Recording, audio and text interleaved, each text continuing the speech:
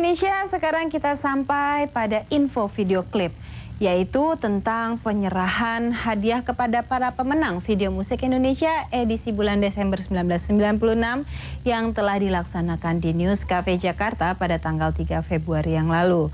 Dan juga penyerahan penghargaan kepada video klip Tak Ada Waktu oleh Nita Tilana yang ternyata berhasil menjadi wakil dari runner-up untuk ikut berlaga di Grand Final bersama 11 finalis lainnya di bulan April mendatang. Yuk, kita lihat yuk.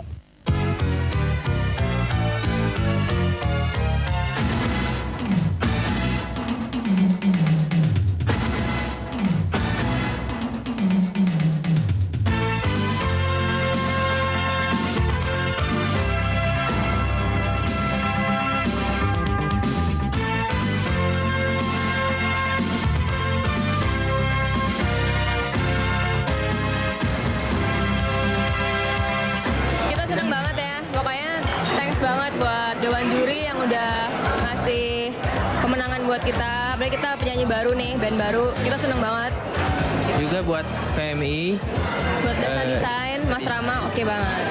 buat Kama Record, buat Musika Studio, terima kasih juga. dan buat kamu-kamu yang Mendukung Dunia Kecil tetap menang. mendukung kita ya. Doain Grand Final menang. Dah.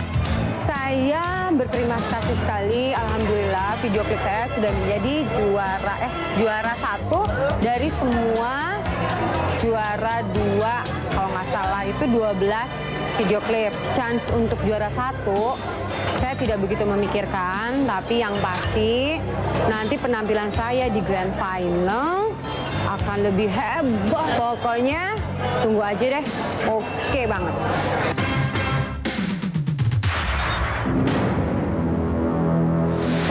Video klip ini mengetengahkan tentang ya, misi perbaikan lah gitulah.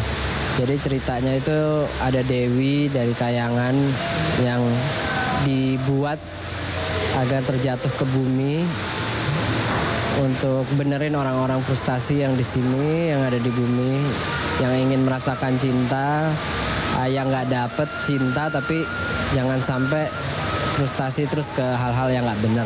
Seperti album kita yang terbaru namanya Pendawa 5, di sini kita juga ingin featuring budaya asli Indonesia. Seperti ada Sri Kandi dan lain-lain, ada tokoh-tokoh Pandawa 5. Video klip ini disutradai oleh Rizal Mantovani, oleh Avantgarde. Lokasinya di studio Avantgarde di Jalan MT Haryono. Lokasinya ini. Indonesia masih lanjutan bedah wawasan minggu lalu, yaitu dengan tema sejauh mana kedudukan olahraga dan video klip musik di tanah air. Melanjutkan pembicaraan kita minggu lalu, Bung Gregi, Mbak Uca. Ada dua hal yang saya catat sangat penting ya, yaitu kata sportivitas dan disiplin. Ya. Dua kata ini masih perlu kita terjemahkan lagi, Mbak Uca nih yang mesti memulai. Oke, kalau kita lihat sosok atlet ya yang ingin masuk ke dunia artis misalnya. Saya rasa kalau untuk disiplin dan sportivitas tidak mempunyai kesulitan. Dia bisa membawa atmosfer itu. Namun apakah kita siap, terutama di Indonesia ini, kita siap dengan cara bekerja yang profesional, yang disiplin dan sportif itu? Karena kalau dilihat alam Indonesia ini kayaknya masih perlu berkembang lebih lanjut.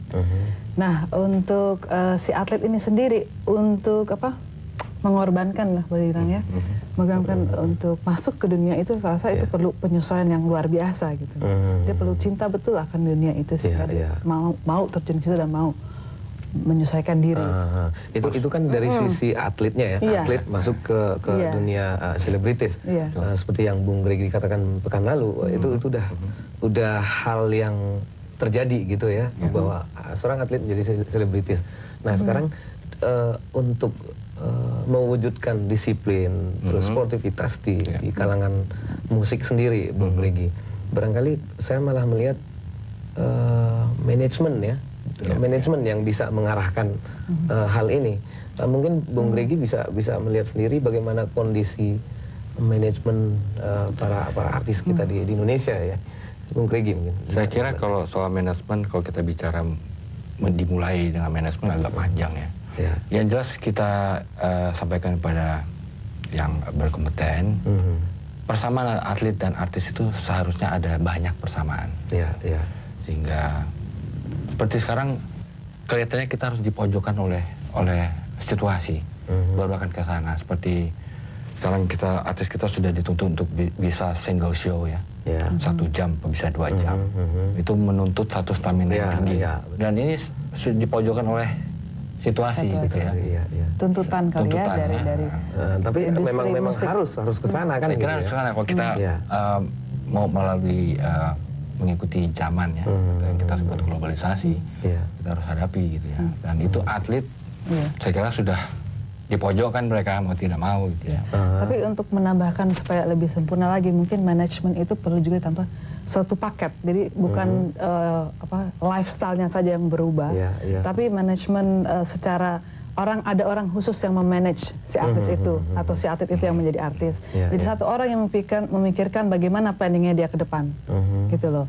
Misalnya kontrak-kontraknya yang harus dibuat atau jadwalnya dan lain sebagainya. Jadi sehingga si artis itu atau si atlet yang mau jadi artis itu cuma berpikir mengenai keseniannya saja, bagaimana dia bisa berkembang sebagai seorang penyanyi, bagaimana dia bisa melatih vokalnya dan penampilannya, sehingga urusan tetek bengek itu nggak usah dipikirin lagi sama dia. Jadi nggak perlu ke pasar lagi nyari kostum misalnya. Dia urusin aja deh latihan yang benar gitu ya, misalnya hidup yang benar, terus makan yang teratur gitu. Nah ini kan yang ada di negeri kita inilah yang kita lihat di depan mata ya. Kondisi ini masih jauh. Artinya udah mulai tapi masih kurang ya. Kalau tadi Uca mengatakan alam Indonesia yang menyebabkan itu, mungkin karena alam kita surga ya. Jadi itu banyak peluang-peluang yang bisa diraih secepatnya. Nah ini yang saya kira jadi challenge-nya kurang gitu. Jadi ya kayak mimpi ya. Kayak mimpi gitu loh, mendapatkan sesuatu yang dengan, ini saya dapat ternyata. Jadi bukan ada rancangan-rancangan khusus mungkin. Tapi kan kita nggak mau kompetisi di alam Indonesia ini juga, kita juga mau go international kan. Nah untuk itu dituntut untuk bisa profesional secara utuh gitu loh. Seperti kalau mau kita keluar, kalau kita mau bicara sama Al Jarreau, mau wawancara dengan Al Jarreau, kita nggak bisa langsung sama Al Jarreau-nya, harus melalui personal assistant-nya, melalui PR-nya, melalui manajernya baru sampai. Ya kalau Al Jarreau sudah negara maju sekali ya, kita mulai dari yang dekat aja, Singapura atau Hong Kong. Itu kita tidak bisa menemui artis untuk langsung buat deal, tidak bisa lagi. Harus melalui manajemen. Nah, jadi yang disebut manajemen ini pertanyaan saya adalah kapan kita mulai secara keseluruhan manajer minded. Kalau belum ke sana saya kira agak sulit gitu ya. Padahal sebetulnya memanage sendiri-sendiri itu malah lebih capek kan mestinya ya. Mestinya, iya. Atau mungkin nggak mau rugi gitu. Nah, itu nggak bisa. Belum mau rugi dulu. Nggak bisa begitu cara berpikirnya kan ya. Iya betul. Karena dengan kita ada satu manajer yang khusus memikirkan, kita bisa lagi berkembang. Kesenian kita bisa lebih berkembang kan, mestinya cara berpikirnya gitu. Oke, dari pembicaraan ini mungkin para artis maupun calon artis di Indonesia ini mendapatkan sesuatu lah, bahwa ada hal yang harus diatur, dan diatur itu belum tentu harus oleh dirinya sendiri gitu, tapi oleh manajemen yang benar-benar bisa menata dengan baik gitu ya Bung Regi. Lifestyle-nya juga ya, lifestyle falsafahnya itu harus berubah. Oke, waktu juga yang memisahkan kita, pembicaraan kita sampai di sini dulu, Bung Regi, Mbak Uca. Terima kasih. Terima kasih. Pemirsa Indonesia, semoga saja apa yang sudah tersaji pada bedah wawasan tadi dapat menambah wawasan kita, sehingga paling tidak bidang olahraga dapat saling bersinggungan dan bertautan lebih erat dengan bidang musik, khususnya video klip. Dan sekarang mari kita dengarkan statement para selebritis yang juga ingin berlebaran dengan pemirsa setia video musik Indonesia. Assalamualaikum warahmatullahi wabarakatuh. Saya ingin mengucapkan selamat Hari Raya Idul Fitri 1417 Hijriah. Maaf lahir dan batin.